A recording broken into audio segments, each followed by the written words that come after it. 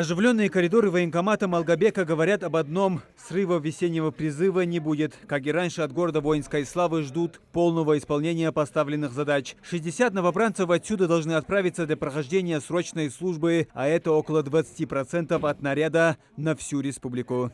Ребята, которые у нас, тоже я вот хотел бы довести, которые призвались осенью 2021 года, то есть последний призыв, мы призвали и отправили в войска 60 человек.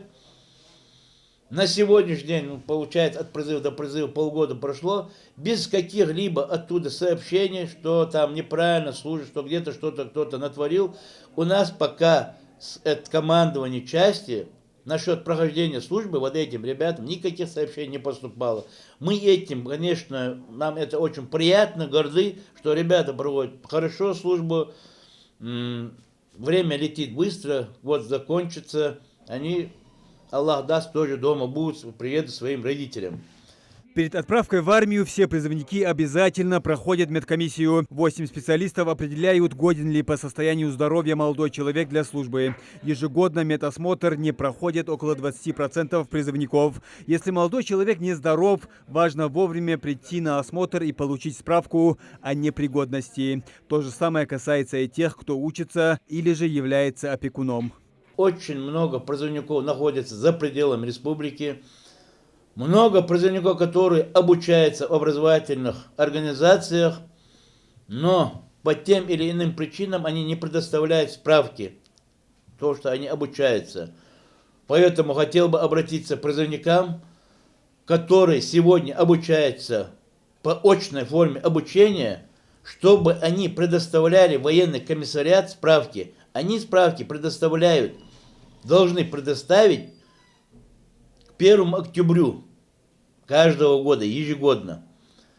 Но за пределами республики обучается много наших ребят. Эти справки или они забывают, не предоставляют, поэтому нам приходится проводить работу по их оповещению. А выходит, что они студенты, их нельзя призвать до конца обучения. Поэтому такое наставление для этих ребят.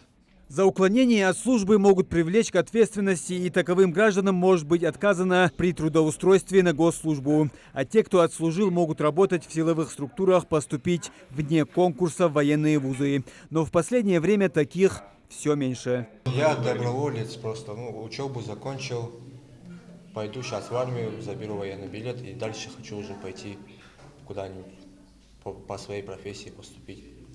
А слухи, то, что типа призывники будут сейчас в военной операции, это тебя не смущает? Нет, вообще не смущает.